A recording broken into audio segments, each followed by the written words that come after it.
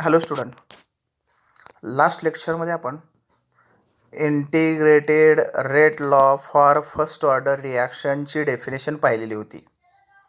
त्याचं एक्सप्रेशन आपण आता पाहणार आहोत. कशाला म्हटलं होतं इंटिग्रेटेड रेट लॉ? आता integrated rate law first order म्हणजे काय? फर्स्ट ऑर्डर रिॲक्शनचं एखादं एक्झाम्पल घ्यायचं आणि त्याला इंटिग्रेशन करायचं.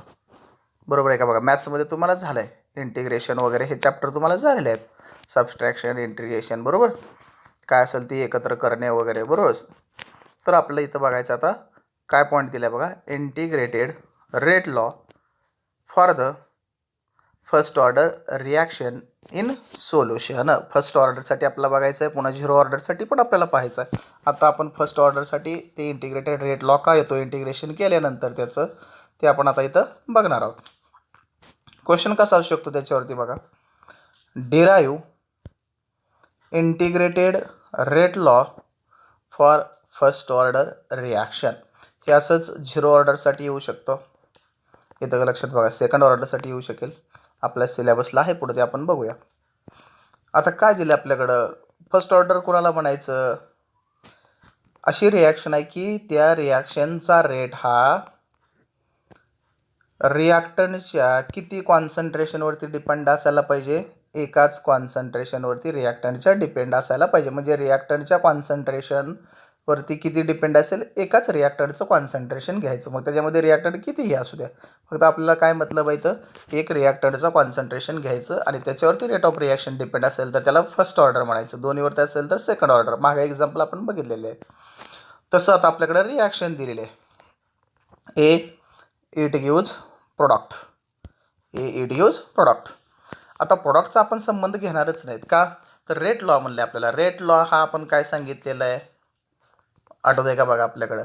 इन टर्म्स ऑफ, कुणाच्या टर्म्समध्ये फक्त आपण विचार करतो? एक्सपेरिमेंटली डिटरमाइंड व्हॅल्यू आहे आपल्याकडे. ही कुणाची रेट काढला आपण? केमिकल रिॲक्शनच्या. कुणाच्या टर्म्समध्ये काढला? Molar concentration of only reactant. रिॲक्टंटचा विचार करायचा आहे, प्रोडक्टचा विचार करायचा नाही. मग आता इट गिव्ज प्रोडक्ट. रिॲक्टंट कोण झाला? ए झाला. किती आहेत? एकच आहे. म्हणून हे झालं फर्स्ट ऑर्डर रिॲक्शन. आता याचा आपण बघा हा रेट लिहिला आहे. रेट ऑफ रिॲक्शन कसा लिहितो आपण? Rate is equal to instantaneous rate minus d. Minus का म्हटलं? रिॲक्टंट आहे, कन्झम्पशन झालं. Minus D into concentration of A upon D T. हे आपण शिकलेलोच आहे पाठीमागं आपण असं, बरोबर. आता रेट लॉ काय सांगतो आपल्याकडं? रेट लॉनुसार आपल्याकडे हे इक्वेशन पण आपण असे बघितले तर rate is equal to K into concentration of A. Raise to काय असायला पाहिजे होतं? 1. 1 लिहिलं काय? नाही लिहिलं काय? बरोबर आहे का बघा. रेट लॉ आपल्याकडे काय सांगतो? Rate is equal to K into concentration of A raise to, आपण बघितलं होतं तिकडं, x into concentration of B raise to y. अशा पद्धतीनं इथं फक्त काय? ए रेस टू 1 आलं लक्षात. म्हणजे हे अशा पद्धतीनं. मग मला एक सांगा, दोन इक्वेशन आपल्याकडे आले. आता जर LHSला बघितलं त्याच्या लेफ्ट साईडला तर रेट आहे, आणि राईट साईडला बघितलं तर काय? दोन व्हॅल्यू वेगवेगळ्या आहेत. म्हणजे ह्या दोघं आपण सारखं लिहू शकतो. रेट इज इक्वल टू, बरोबर आहे का बा? मग खालचं इक्वेशन बघा. जर हे रेट इक्वल असेल तर हे minus D into concentration of A upon D T is equal to K into concentration of A असं आपल्याला लिहिता येईल का? तर रेटचे दोन्ही पण इक्वेशन आहेत आपल्याकडं. मग ते इक्वेशन आपण इथं लिहिलेलं आहे बघा. K into concentration of A is equal to minus, हे आहे असं लिहिलं इकडं, minus D into concentration of A upon D T. येते का लक्षात बघा? हे अशा पद्धतीनं आपल्याकडं लिहिता येतं. आता पुढं काय केलं आहे बघा त्याने? पुढच्या ह्याच्यामध्ये जर आपण बघितलं तर काय दिलं आहे बघा. आता हे दोन्ही सारखं आहे लिहिलं. आता या इक्वेशनवरून आपल्याला काय करायचं आहे? हे इक्वेशन लिहायचं. आता काय केलं? ही जी केची टर्म आहे ती इकडं डी टी आणली, किंवा ही डी टीची जी टर्म आहे ही केकडं पलीकडे नेली, आणि इकडचं जे कॉन्सन्ट्रेशन ऑफ ए ते इकडं आणलं. मग काय राहिलं इकडे? Minus D into concentration of A upon इकडचं गुणुले ए भाग, याला इकडं आलं भागिले झालं. इकडं बघा D T minus k d T पलीकडे गेलं. येते का लक्षात बघा? पलीकडे गेलं मायनस के डी टी. फक्त काय केलं? बदललं. येते का लक्षात बघा? एकदम सिम्पल आहे. आता हे फार महत्त्वाचं आहे. Let A0 is initial concentration of A at t is equal to 0. आता लक्षात येतं का बघा आपल्याकडं? एचं सुरुवातीचं जे कॉन्सन्ट्रेशन आहे त्यावेळेला टाईम किती आहे? रिॲक्शन स्टार्ट झाली का? नाही झाली. म्हणजे टाईम किती आहे त्यावेळेला? 0. येतं का लक्षात बघा? त्यावेळेस एचं कॉन्सन्ट्रेशन किती असेल? 0च असेल. इथं का लक्षात बघा, याचं कॉन्सन्ट्रेशन किती 0. रिॲक्शन स्टार्ट झाली का? झालेलीच नाही. जसा जसा आपल्याकडं टाईम पुढं जायला लागल, काय म्हणतो बघा मी, समजा 10 सेकंद टाईम झाला तर त्यावेळेचा A0 नसणार आहे, AT एवढा असेल. टी एवढं का म्हटलं? टाईम किती पुढे गेला आहे त्याच्यानुसार त्याचं कॉन्सन्ट्रेशन चेंज झालेलं असेल. समजा 20 सेकंद झाली तर कॉन्सन्ट्रेशन त्यावेळेला बदलेल, 30 सेकंद झाली तर 30 सेकंदाचं वेगळा असेल. म्हणजे हा डिपेंड कोणावरती आहे? टाईमवरच्या. म्हणजे सुरुवातीचा किती असतो? A0, पुढचा किती असेल? पुढं आपण जाऊ तसं AT एवढा. म्हणजे टाईम किती पुढे गेला आहे त्याच्यावरती डिपेंड आपल्याकडं असतं. आता सुरुवातीचा किती? इनिशियल म्हणजे सुरुवातीचं किती असेल? A0 एवढा असेल. त्यावेळेस टाईम किती आहे? T एवढा असेल, 0 एवढा असेल सुरुवातीचा.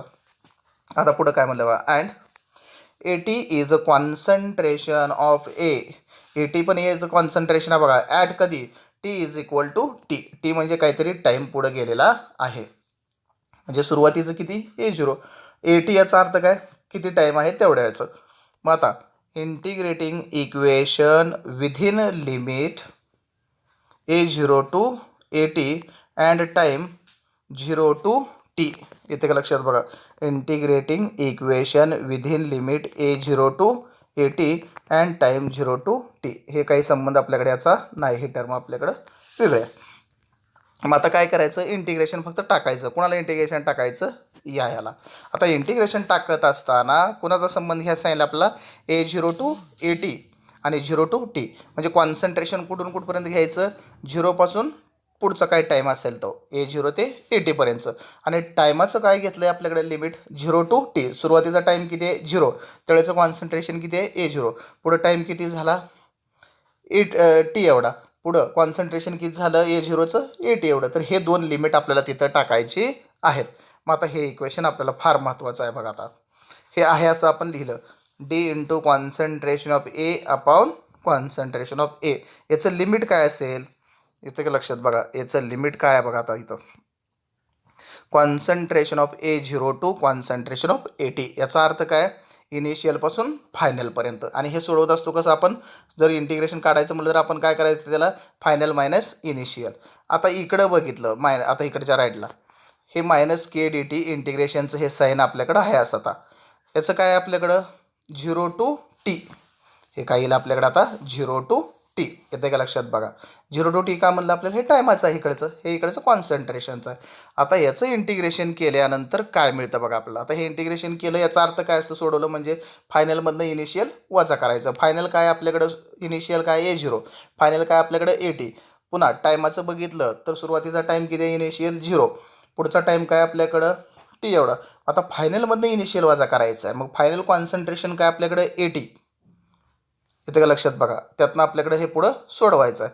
जर आपण हे टर्म बघितली, आता इथं आपल्याकडे जागा नाही म्हणून मी तयार करून पुढं दाखवलं. ह्याच नोट्समध्ये तुम्ही इथं लिहित यायचं आहे, बरोबर आहे का? बघा, हे आरोचं आपण इथली टर्म इथं दाखवले. LN म्हणजेच लॉग आपल्याकडे स्मॉलमध्ये LNA कॉन्सन्ट्रेशन ऑफ A. आता बघा, ह्याचं बी लिमिट इथं आपल्याकडे ह्याने टाकलेलं आहे किंवा इंटिग्रेशन टाकलं आहे. कुठून कुठं? A0 to AT is equal to minus K into time किती आपल्याकडे? T. 0 to T. इथे का लक्षात बघा, 0 टू T अशा पद्धतीनं आपल्याकडं. मग आता हे सगळ्यात महत्त्वाचं, सबस्टिट्यूशन ऑफ लिमिट्स गिव्ज. आता लिमिट टाकायचं. मग लिमिट टाकायचं याचा अर्थ काय? फायनलमधनं इनिशियल वजा करायचं. आता हे LN फायनल काय आपल्याकडं? AT. इनिशियल काय आपल्याकडं? A0. मग इथं आपल्याकडे दिले बघा. आता LN concentration of AT minus LN concentration of A0. येतं का लक्षात बघा? Final minus initial is equal to minus, हे फार महत्त्वाचं होतं, is equal to minus. Actually हे कसं असायला पाहिजे होतं? मायनस K इंटू ब्रॅकेटमध्ये T मायनस 0. हे असं का असायला पाहिजे होतं? फायनल काय आपल्याकडं? T. इनिशियल काय? 0. T minus 0. मग ॲक्च्युली जर हे आपण सोडवलं तर हे मायनसला मायनस K इंटू T. Tमधनं 0 गेला, खाली काय राहिलं? 0 गेला, Tच राहिले ना, म्हणजे मायनस KT. म्हणजे ही डायरेक्ट आपल्याकडे टर्म इथं दिलेली आहे. अलग लक्षात बघा, इथं आपल्याकडे ही डायरेक्ट टर्म दिलेली आहे. आता काय केलं? आता ही 2 नंबरची स्टेप बघा. याच्यावरून ही स्टेप कशी आली? या 2 LNचा वजाबाकी आहे. वजाबाकी कधी असते? भागाकार असल्यानंतर का गुणाकार असल्यानंतर? ज्यावेळेस 2 संख्येचा भागाकार करतो त्यावेळेस आपण त्याच्या लॉगची काय करतो? वजाबाकी. इथं वजाबाकी आहे म्हणजे काय असेल? भागाकार. मग हे सेम तसंच लिहिलं बघा. LN AT/A0 is equal to minus KT. अलग लक्षात बघा, आलं लक्षात. आता पुढं काय केलं बघा, आता यातनंही काय केलं, K इज इक्वल टू आता 1/T ते तिकडं नेलं आपण T, ln A0/AT. आता असा प्रश्न पडला असेल तुम्हाला की निगेटिव्ह साईन कुठे गेलं, बरोबर, निगेटिव्ह साईन कुठे गेलं. निगेटिव्ह साईन याच्यामध्ये आहे, कुठे गेलं, इथं काय बघा ln AT/A0 आहे, इथं काय बघा आपल्याकडे ln A0/AT आहे. रिवर्स लिहिलं, निगेटिव्ह साईन काय झालं, निघून गेलं. इकडलं निगेटिव्ह साईन काढायसाठी आपण तिकडचं सुद्धा उलटं लिहिलेलं आहे. जर सरळ लिहिलास तर निगेटिव्ह साईन आपल्याकडं आला असताना हे जे T आहे ते T आपल्याकडं पलीकडे गेलं, इकडं गुणुले तिकडे गेलं भागिले. येते का लक्षात बघा. अशा पद्धतीनं फक्त हीच टर्म आपण इथं पुढं सोडवली. आता कन्व्हर्टिंग इनटू लॉग 10 11वीचा नियम. जर आपल्याला ln मधून लॉग 10 मध्ये जायचं असेल तर त्या संख्येला आपण कितीनं गुणतो, येते का लक्षात बघा. काय 11वीतलं 2.303. येते का लक्षात बघा. कोणत्याही संख्येला ln मधून जर लॉग 10 मध्ये न्यायचं असेल तर त्या संख्येला आपण कितीनं गुणतो, 2.303. 11वीतला नियम. मग आता हे ln मधून आपल्याला लॉग 10 मध्ये न्यायचं, इथं आपल्याकडे टर्म दाखवले, केला की तसंच 2.303/T. lnच्या ठिकाणी काय आलं, लॉग 10 A0/AT. फक्त कितीनं गुणलं म्हणून सांगितलं आपण, 2.303. हे अपॉन Tला T, lnच्या ठिकाणी काय आलं, लॉग 10 A0/AT. हे इक्वेशन नंबर 1, हे इक्वेशन नंबर 2. आता काय करायचं आहे बघा, सबस्टिट्यूशन. जे कॉन्सन्ट्रेशन इथं A0चं आहे ते A एवढं मांडलं आपण, स्मॉल A एवढं. येते का लक्षात बघा. मग ATचं किती असेल तर त्याने आपल्याला सांगितलं A-X. याचा अर्थ काय तुम्हाला मी सांगतो. सुरुवातीचं कॉन्सन्ट्रेशन A एवढं आहे, त्यातनं कमी झालं X एवढं, तर राहिलं किती, A-X. बरोबर आहे का बघा. समजा आपल्याकडं बघा काय म्हणतो मी, सुरुवातीला आपल्याकडं 100 रुपयात, त्यातनं कन्झम्पशन झालं समजा 50 रुपयाचं, तर खाली किती राहिले, 100 वजा 50. येते का लक्षात बघा, 100 वजा 50. मग तसंच सेमच आहे. सुरुवातीचं कॉन्सन्ट्रेशन आपण A घेतलं, X एवढं कमी झालं तर AT म्हणजे फायनलचं किती असेल, A-X एवढं. हे फक्त पुढं सोडवलं आहे. आता तीच किमती फक्त इथं ठेवलेल्या आहेत बघा. हे वरचं जे इक्वेशन आणि हे इक्वेशन बघा तुलना करून. K is equal to 2.303/T log 10. A0 म्हणजे काय म्हणलं, सुरुवातीचं A, कमी झालेलं किती आहे, A-X. फक्त तेच वरचं फक्त खाली लिहिलं आहे, काही बदल केलेला नाही. आता पुढं काय म्हणलं, equation 2 and 3 is integrated rate law for first order reaction. यातल्या 2 नंबर इक्वेशनला आणि 3 नंबर इक्वेशनला integrated rate law for first order reaction म्हणता येतं, दोघालाही. येते का लक्षात. आता पुढं काय म्हणलं, ln, पुन्हा हे इक्वेशन घेतलं बघा आपण वरचं, ln into concentration of AT/ concentration of A0 is equal to minus KT. हे आपण सोडतच आलेलो होतो वरची. आता काय केलं, याचं टेकिंग अँटीलॉग. जर अँटीलॉग घ्यायचं म्हणलं तर पलीकडे आता E टर्म येते आपलं, फक्त त्याच टर्मला अँटीलॉग घेतला. आता याचं काय करावं लागेल, आपल्याला लॉग काढायचा, अँटीलॉग घ्यायचा, बरोबर. एखाद्या टर्मचा लॉग काढायचा आहे म्हणलं की त्याचा अँटीलॉग घ्यावा लागत असतो. मग आता लॉग काढून टाकला आपण, राहिलं काय फक्त AT/A0 इज इक्वल टू इकडचा अँटीलॉग. अँटीलॉग म्हणजे E-KT. अँटीलॉग म्हणजेच काय, E-KT. और आता हे जर सोडवलं आपण तर AT इज इक्वल टू हे A0 भागिले पलीकडे गेलं गुणुले AT is equal to A0 into हे आहे असं आपल्याकडे E-KT. म्हणजे महत्त्वाचे आपल्याकडे हे 2च इक्वेशन आहेत, त्याच्यानंतर हे सोडवून आपल्याकडं येतात. मग त्याला काय म्हणलं बघा, this is another form of integrated rate law for first order reaction. हे सुद्धा काय आपल्याकडं इंटिग्रेटेड रेट लॉचं फर्स्ट ऑर्डरचं आपल्याकडं इंटिग्रेटेड रेट लॉचं इक्वेशन आहे. येते का लक्षात बघा. आता पुन्हा एकदा बघा, पहिल्यांदा रिॲक्शन काय घेतली आपण, ए इड्यूज प्रोडक्ट, त्याचं रेट ऑफ रिॲक्शन आपण काढला, rate is equal to -D instantaneous rate, small याचा -D into concentration of A/dt. आता रेट लॉ काय सांगतो आपल्याकडे माहिती आहे, कितीवरती डिपेंड आहे, एकच, म्हणून rate is equal to K into concentration of A⁻1 लिहिलं काय किंवा नाही लिहिलं काय. आता रेट सारखा आहे म्हणून हे दोन्ही पण आपल्याला एकत्र लिहिता येईल किंवा सारखं आहे म्हणता येईल. म्हणून K into concentration of A is equal to minus D into concentration of A upon D T. हे इक्वेशन आपण लिहून काढलं, हे लिहिलं. आता काय केलं, फक्त इकडच्या टर्म तिकडे आणि तिकडच्या टर्म इकडे केल्या, मायनस के डी टी आणि पलीकडचं. आता इथं आपल्याला काय करायचं आहे, कॉन्सन्ट्रेशन म्हणजे इंटिग्रेशन टाकत असताना लिमिट टाकायचं आहे. लिमिट टाकत असताना कॉन्सन्ट्रेशनचं टाकायचं. सुरुवातीचं कॉन्सन्ट्रेशन किती असेल, A0 एवढा असेल. त्यावेळेचा टाईम किती असेल, 0 एवढा असेल. समजा टाईम आपल्याकडं काहीतरी पुढं गेला तर त्यावेळेस A0चं कॉन्सन्ट्रेशनसुद्धा चेंज झालेलं असेल. ते किती चेंज झालेलं असेल तर ते टायमावरती डिपेंड आहे. म्हणजे सुरुवातीचं कॉन्सन्ट्रेशन A0, नंतरचं रिॲक्शन स्टार्ट झाल्यानंतरचं टाईम किती आहे त्याच्यानुसार म्हणजे AT. मग सुरुवातीचा टाईम किती 0, नंतरचा टाईम किती टीमध्ये काही पण असू शकतं आपल्याकडं. अलग लक्षात बघा, अशा पद्धतीनं हे आपल्याला सांगितलं आणि त्याच्यानुसार ही टर्म आपल्याकडं इथं सोडवलेली आहे. येते का लक्षात बघा, लिमिट टाकून. अलग लक्षात बघा, लिमिट टाकून ही टर्म आपल्याकडं फार महत्त्वाची आहे. काय आपल्याकडे टाकली बघा, वरचंच आहे असं, d into concentration of A upon a integration. Limit कुठून टाकलं आहे, concentration of A0 to AT is equal to minus k d t. याचं लिमिट कुठून आहे, 0 टू टी. हे फक्त सोडवलं आपल्याकडे इथं दाखवलेलं आहे, सोडवलेलं आपल्याला. हे आरो इथं दाखवलं, जागा नाही म्हणून इथं दाखवलं, थोडंसं करेक्शन होतं. इथं का लक्षात बघा, LN. आता इथं एक आणखी करेक्शन आहे, काय बघा, इथं डबल मायनस साईन झाला आहे. येते का लक्षात बघा, साईन काय झालं आहे, डबल. एक दाखवायचं आपल्याकडे, एक ब्रॅकेटच्या बाहेर काढून दाखवा. त्याच्यानुसार ही आपण टर्म लिहिली. आता याच्यानुसार ही टर्म कशी आली, याच्यावरून ही टर्म कशी आली, फायनल मायनस इनिशियल. आपण त्याला सबस्टिट्यूशन लिमिट टाकतो म्हणजे याचा अर्थ काय, फायनल मायनस इनिशियल. फायनल कुठला आहे यातलं AT, इनिशियल कुठला आहे A0. मग इथं लिहिलं आपण LN AT minus LN A0 is equal to minus KT. आता LN A0 AT minus A0 म्हणजेच काय, वजाबाकी म्हणजे काय झाला त्यांचा भागाकार, तो इथं भागाकार केला आहे.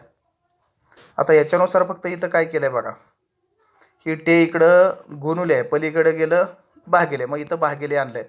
इथलं निगेटिव्ह साईन इथं गेलं. याचा अर्थ काय, वरती AT अपॉन A0, इथं काय केलं आपण, A0 अपॉन AT उलटं लिहिलं, म्हणजे निगेटिव्ह साईन पण निघून गेलं. आता अलग लक्षात बघा, आता कन्व्हर्टिंग आपल्या ह्याला काय करायचं, फक्त log 10. log 10मध्ये जायचं असेल LN म्हणून, तर 11वीत आपण शिकलो आहे, त्या संख्येला कितीनं गुणायचं, 2.303. त्याच्यानुसार हे इक्वेशन आपल्याकडं येतं. येतं का लक्षात बघा. पुन्हा A0चं काय म्हटलं आपण सुरुवातीचं, A एवढं, कमी किती झालं x, मग राहिले खाली किती A मायनस x, म्हणजे A0 बरोबर A आणि AT बरोबर A मायनस x. त्याच किमती फक्त इथं ठेवून हे इक्वेशन आपण काढलं आणि 2 नंबर आणि 3 नंबर इक्वेशनला integrated rate law first order reaction आपल्याकडं म्हणता येतं. येतं का लक्षात बघा. आता पुढं काय म्हणलं, आता तेच इक्वेशन वरचं आहे असं आपण घेतलं इथं. आता टेकिंग अँटीलॉग, जर आपल्याला लॉगची टर्म उडवायची असेल तर पुढच्या टर्म आपण काय करतो, अँटीलॉग घेतो. मग तेच फक्त इथं आपण घेतलं आहे. याचं काय केलं, अँटीलॉग उडवला, ई रेस टू, ई म्हणजेच काय अँटीलॉग आपण बघितला. किंवा आता इथंच पुढची टर्म काय केली आपण, AT अपॉन A0, इकडं भागिले पलीकडे गेलं, इथं लिहिलं फक्त गुणुले, E raise to minus KT. यालासुद्धा आपल्याला integrated rate law equation for first order म्हणता येतं. येतं का लक्षात बघा. अशा पद्धतीनं हे तुम्ही व्यवस्थित नोट्समध्ये लिहून काढायचं आहे, सॉरी नोटबुकमध्ये लिहून काढायचं आहे. हे फक्त करेक्शन काय याच्यामधलं सांगतो आणखी एकदा बघा. हे ॲरो इथं दाखवलं, याचा अर्थ काय, हे इथं जागा नाही, करेक्शन होतं म्हणून मी इथं फक्त समोर लिहिलं आहे, ते तुम्ही बरोबर त्याच्या खाली लिहून काढायचं आहे. आणि डबल इथं निगेटिव्ह साईन झालं आहे, त्यातलं फक्त एक निगेटिव्ह साईन आहे ब्रॅकेटच्या बाहेरचं, नोट्समध्ये मी तुम्हाला करेक्शन करून टाकतो. लक्षात. राहिलेला जो भाग आहे तो आपण नेक्स्ट लेक्चरमध्ये बघू. ओके. आओ